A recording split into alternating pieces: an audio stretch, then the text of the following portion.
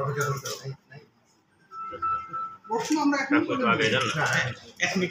সমস্যা হয় এবং রাজনৈতিক সমস্যা হয় এবং অনেক ক্ষেত্রে দেখা যায় যে শান্তি শৃঙ্খলার বিঘ্ন ঘটে। তার জন্য বাধ্য হয়ে আমাদের নির্বাচনের শিডিউল ঘোষণা করতে হয়েছে। যখন আমরা শিডিউল ঘোষণা করেছিলাম তখন কিন্তু এরকম তীব্র দাহ ছিল না। আপনারা দেখবেন পার্শ্ববর্তী দেশ ভারতে আমাদের তো তাদের এই খরা যেটা বলে সেটা কিন্তু আরো বেশি ধারণ করেছে। তারপর তাদের জাতীয় নির্বাচন কিন্তু তারা পরিবর্তন করেনি। আর আমরা এটাই প্রথম না, এর আগে আমাদের এই ধরনের প্রতি বছরে এখন হচ্ছে, হয়তো ভবিষ্যৎ দেখা যাবে তাপমাত্রা এইগুলোকে আমাদের নিয়েই বাঁচতে হবে, এর মধ্যেই আমাদের জীবনযাত্রা চালাতে হবে। আমরা আমাদের অন্যান্য যে প্রাত্যিক কাজ তা কিন্তু আমরা সবই করে যাচ্ছি, তার জন্য কিন্তু আমরা কিছুই বন্ধ রাখিনি। তো সেখানে নির্বাচনটা বন্ধ রাখাটা খুব একটা বুদ্ধিমানের কাজ হবে না। আর নির্বাচনে কেন্দ্রে সেটা তো আমাদের জানেন যে আমাদের নির্বাচন কেন্দ্র একেবারে হাতে কোনো দুই একটি বাদ দিলে আর সবগুলোই হলো স্থায়ী কেন্দ্র, এবং সেখানে আমাদের যে কেন্দ্রগুলো আছে সেটা বেশ ভালো, বেশিরভাগই পাকা বিল্ডিং। তো এছাড়াও আমাদের নির্বাচন কেন্দ্রগুলিতে পর্যাপ্ত পরিমাণ পানি রাখা হবে এবং সেখানে গাছ আছে দাঁড়াতে পারবে। আর ওখানে ভোট কেন্দ্রে এসে যে খুব একটা ভিড় হবে তা তো না, ভোট দিতে সে চলে যাবে, ভোট দিতে আর অপেক্ষা করতে হবে না, আসবে তার সুবিধা মতন, যখন সে মনে করে বলতে আসবে তার সুবিধা আসবে। এটা নিয়ে খুব একটা সমস্যা হবে বলে মনে হয় না, কারণ আমরা ইতিমধ্যে আমরা আমাদের কয়েকটি ইউনিয়ন পরিষদ পৌরসভা এবং কিছু উপনির্বাচন করেছি বেশ কয়েকটি জেলায়। সব জায়গায় একটু ভোটের টার্নআউটও ভালো ছিল এবং শান্তিপূর্ণভাবে ভোট হয়েছে। কোনো আমরা কোনো এই তাপ দেওয়ার জন্য যে কোনো সমস্যা হয়েছে কেউ বলেছিলাম।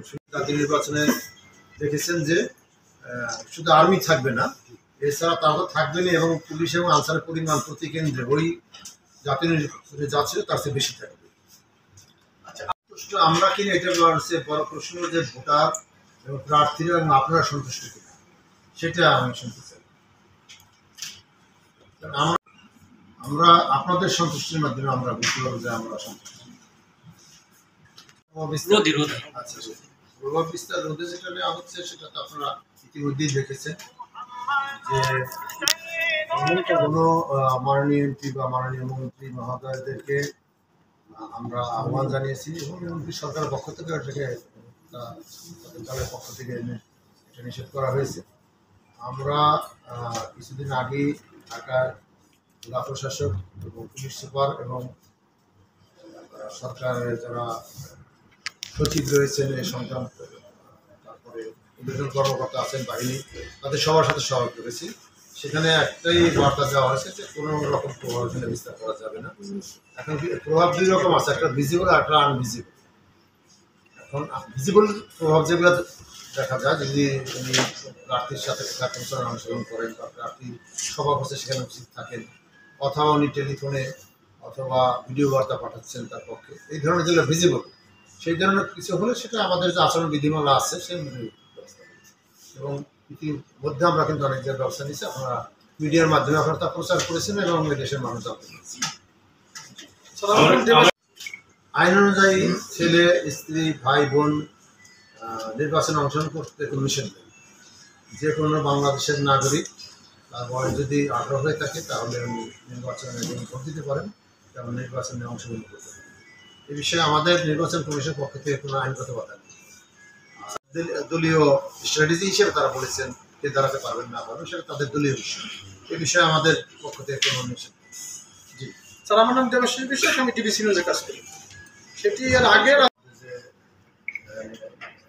রিটার্নিং কর্মকর্তা আছেন, জেলা প্রশাসক আছেন, এখানে তারা ব্যবস্থা নেবেন, কারণ একটা পোস্টার লাগানোর একটা নিয়ম আছে, সেই নিয়ম অনুযায়ী লাগাতে হবে বা ঝুলাতে হবে, লাগানোর পোস্টারটা ঝুলাতে হবে।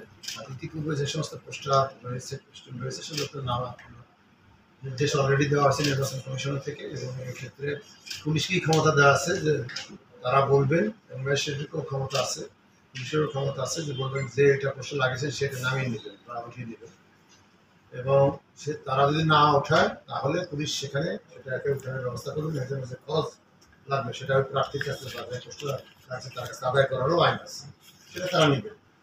সে যদি ইতিমধ্যে কোথাও থাকে তাহলে সেটা কার্যকরী করবেন তারা। এই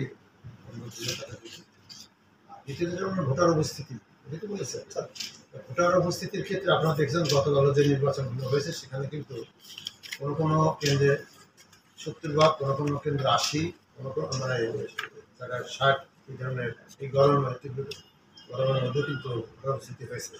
কারণ নিশ্চয়ই মানুষের মধ্যে একটা আস্থা এসেছে যে এখন ভোট দেওয়া যায়, আমার ভোট আমি দিতে পারবো।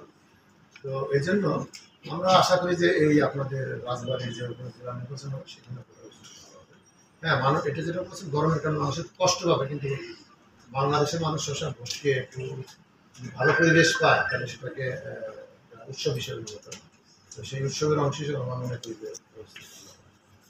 আরেকটি ছিল যে তফসিল ঘোষণার পর বড় দল, আর যেটা বলেছেন যে থার্ড যে কোশ্চেন ছিল যে তফসিল ঘোষণার পরে বড় দলগুলোর প্রভাব, আসলে বড় দলগুলোতে ওইভাবে প্রভাব নাই। যে প্রভাবটা হলো সেটা হলো যে দলীয়ভাবে তো আপনারা জানেন যে বিএনপি নির্বাচনে অংশগ্রহণ করছে না, তাদের সমর্থক প্রার্থী হয়েছে, অর্থাৎ দল থেকে তারা তো সমর্থন পাচ্ছেন। দুই আওয়ামী লীগের পক্ষ থেকে যেটা হয়েছে সেটা আওয়ামী লীগ থেকে দল হয়েছে, তারা দলীয়ভাবে নির্বাচন করবে না, ইন্ডিভিজুয়াল নির্বাচন করতে হবে সক্ষম। অথবা সেখানে দল থেকে কোনো কাউকে কোনো সমর্থন দেওয়া হচ্ছে না। যেটা হচ্ছে সেটা হলো যে স্থানীয়ভাবে কোনো মাননীয় এমপি, মন্ত্রী অথবা বড় কোনো কর্মকর্তা সরকারের বিভিন্ন পদে অধিষ্ঠিত আছে, তারা হয়তো তাদের আত্মীয়স্বজন থাকে, স্বাভাবিকভাবেই তারা তাদের পক্ষে প্রচার চালাতে পারেন বা পক্ষ অবলম্বন করতে পারেন। সেই বিষয়ে তাদের কঠোর বার্তা দেওয়া হয়েছে যে এটা তারা করতে পারবেন না, করলে প্রার্থীর যেমন প্রার্থিতা বাতিল হবে, ঠিক একইভাবে যিনি যে কর্মকর্তা বা যে মাননীয় সংসদের মন্ত্রী এইটা করবেন সেটাও তাদের দিতে হয়েছে। আর তো কিছু নেই।